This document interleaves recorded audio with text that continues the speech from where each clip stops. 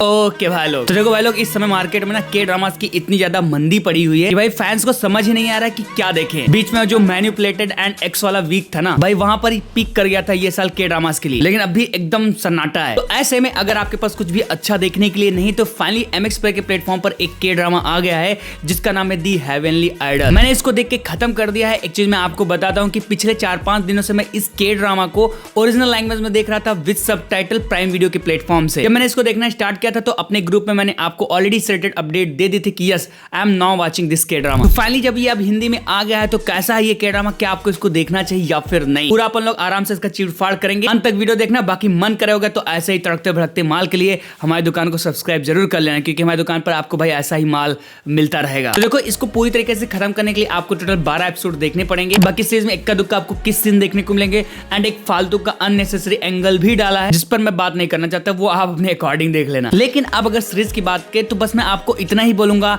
Don't expect too much. क्यों ऐसा क्यों बोल रहा हूं उस पर मैं आ रहा हूं, लेकिन जहां पर अगर सीरीज की मैं बात करूं तो डेफिनेटली इसमें आपको इंटरेस्टिंग कॉन्सेप्ट देखने को मिलेगा। जर्नी आपको एक बंदे की फॉलो करनी है जो कि एक दूसरी दुनिया से बिलोंग करता है एंड उसके पास भाई कुछ सुपर नेचुरल पावर्स है। उसकी दुनिया में एक युद्ध चल रहा होता है डीमंस के खिलाफ एंड उन्हीं को रोकते वक्त अनफॉर्चुनेट उसके साथ एक ऐसा कांड होता है जिसकी वजह जो उसकी आत्मा है ना वो अर्थ पर भेज दी जाती है एंड वो एक बंदे के बॉडी में आके स्टक हो जाता है। मतलब ये कहानी सुनकर के किसकी याद आई? High school return of gangster. अब जिस बंदे की बॉडी में वो आया है वो एक बैंड जो के पॉप बैंड होते हैं ना उसमें का भाई वो एक मेंबर है। बस अब उसके आगे उस बॉडी में उसको रह करके जो सिचुएशंस का सामना करना पड़ेगा, वो एक दूसरी दुनिया में बिलोंग करता था, अब अर्थ पे आया तो जो उसको टेक्नोलॉजी से लेकर के कपड़े लत्ते तक, खाने पीने से लेकर के हर चीज का जो स्ट्रगल्स का सामना करना पड़ेगा, उसको लेकर के क्या आएंगे उसके सामने चीजें एंड साथ साथ जो डीमन है वो भी भाई काइंड ऑफ समझ लो अर्थ पे आ ही गया। मैं स्पॉइल नहीं कर रहा, आप प्रेडिक्ट कर सकते हो कि भाई वो भी तो अर्थ पे आएगा ही ना। तो अब इन दोनों के बीच में जो एक अल्टीमेट फाइट चलती आ रही थी उसका एंड रिजल्ट क्या निकलेगा, बस इसी चीज को जानने के लिए आपको इस के ड्रामा को देखना पड़ेगा। कहानी सुनकर के एकदम दिमाग फट गया होगा ना भाई, डीमंस एंजल्स,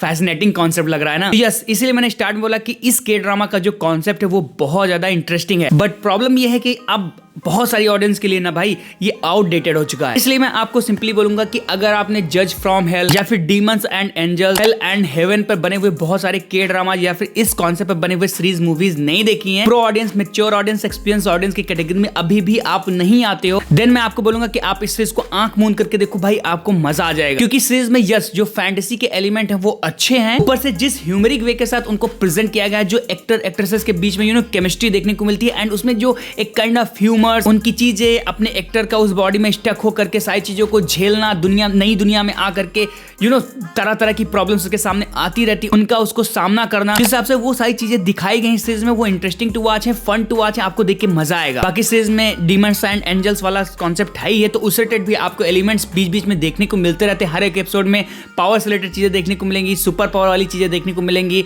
मतलब फैंटेसी का एलिमेंट आपको हर एपिसोड में देखने को मिलेगा, तो वो आपका एक इंटरेस्ट बना के रखता है सूर्य के साथ कि भाई अब आगे सीरीज में होगा क्या। VFX वगैरह देखने को मिलते हैं, वो बहुत ज्यादा माइंड ब्लोइंग तो नहीं, लेकिन हाँ ठीक ठाक है उस टाइम के अकॉर्डिंग, क्योंकि सीरीज भी तो पुरानी है तो उसके अकॉर्डिंग सही है भाई। एक्टर एक्ट्रेसेस का काम अच्छा है, जो मेन लीड रहता है ना एक्टर, उसको आप बहुत ज्यादा पसंद करोगे, इवन जो सपोर्टिंग रोल में उसके बैंड वाले रहते हैं उनको भी आप एंजॉय करोगे, उनकी केमिस्ट्री को भी। इन सारी चीजों को लेकर के कोई भी प्रॉब्लम नहीं है, लेकिन अगर रियल प्रॉब्लम्स की बात करें, मेन प्रॉब्लम इस सीरीज की ये है कि अगर आप एक्सपीरियंस ऑडियंस होगे तो ये सीरीज आपके लिए भाई एक एक मूवमेंट पर प्रेडिक्टेबल फील होगी। आई मीन अब भाई आप हर चीजों को प्रेडिक्ट कर लोगे कि अब ये चीज होने वाली, एंड डिट्टो भाई ये चीज वही चीज करती भी है। दूसरी चीज जो कॉन्सेप्ट देखने को मिलता है उसमें बहुत सारी इलॉजिकल चीजें देखने को मिलेंगी। आई मीन अगर आप इस चीज को पूरी तरीके से एंजॉय करना चाहते हो तो अपना ब्रेन स्विच ऑफ करना पड़ेगा, तो ऐसी आपको कुछ इक्का दुक्का प्रॉब्लम देखने को मिलेगी। मैं प्रॉब्लम से बहुत ज्यादा बात नहीं करना चाहता एंड इसलिए अगर मैं अपनी बातों को कंक्लूड करूं तो बस मैं इतना ही बोलूंगा कि भाई अगर इस समय आपके पास कुछ भी अच्छा देखने के लिए नहीं है, स्पेशली के ड्रामास में, एंड आप एक फैंटेसी एडवेंचर के ड्रामा देखना चाहते हो जिसमें वही तुमको दोबारा घिसा पिटा कॉन्सेप्ट देखने को मिले बॉडी स्विच को लेकर के, एंड आपको घंटा फर्क ना पड़े कि भाई उसकी कहानी कहां जा रही है एंड उसमें लॉजिक कहां पे जा रहा है, देन मैं आपको रिकमेंड जरूर करूंगा कि हाँ फन टू वॉच सीरीज है। अगर आप टाइम पास करना चाहते हो तो इस सीरीज को एक बार चांस दे सकते हो। बुरी नहीं है, मैं बुराई नहीं कर रहा, बुरी नहीं है series, fun to watch, but problem यह है कि बहुत ज्यादा आउटडेटेड आपको फील होगी। That's the major problem of this K drama. मतलब अगर मैं इसको 4-5 साल पहले देखता ना तो शायद मैं इसको बहुत ज्यादा एंजॉय करता, लेकिन अभी एक्सपीरियंस ऑडियंस के लिए एंड जिन्होंने बहुत सारे इस तरह के कॉन्सेप्ट के ड्रामास देखे हैं उनके लिए भाई कुछ भी नहीं, सीरीज में कुछ भी नया नहीं है। बट स्टिल मैं आपको बोलूंगा कि एक ट्राई देना। कभी कभी क्या होता है ना, सीरीज आउटडेटेड फील होती है, बट उसमें चीजें ऐसी देखने को मिलती हैं जो कि आपको मजा देने लगती हैं एंड आप कहानी के साथ इंगेज हो जाते हो। तो एक ट्राई करना, 4-5 एपिसोड देखना, अगर मजा आता है तो भाई देख लेना। छोटा ही के-ड्रामा, 12 एपिसोड तो है। बाकी सीरीज मुझे फन टू वॉच लगी है। सीरीज कॉमेडिक वे में ज्यादा जाती है, तो उसको लेकर के जो चीजें इसमें देखने को मिलती है, जो सिचुएशंस, कॉमेडी वाले सिचुएशंस देखने को मिलते हैं, वो भी काफी light hearted and fun to watch थे। नहीं सारी चीजों को जज करते हो, अगर मुझे इस सीरीज को रेट करना होगा आपके लिए, तो मैं इसको रेटिंग दूंगा 7 आउट ऑफ 10 स्टार। बाकी आप बताना अगर आपने इसको देख लिया तो कैसा लगा वीडियो को। आप लोग इसको लाइक करा, सब्सक्राइब करना, ऐसी ही वीडियोस देखनी। बाकी मैं फिर से मिलता हूँ नए वीडियो में। Till then bye bye.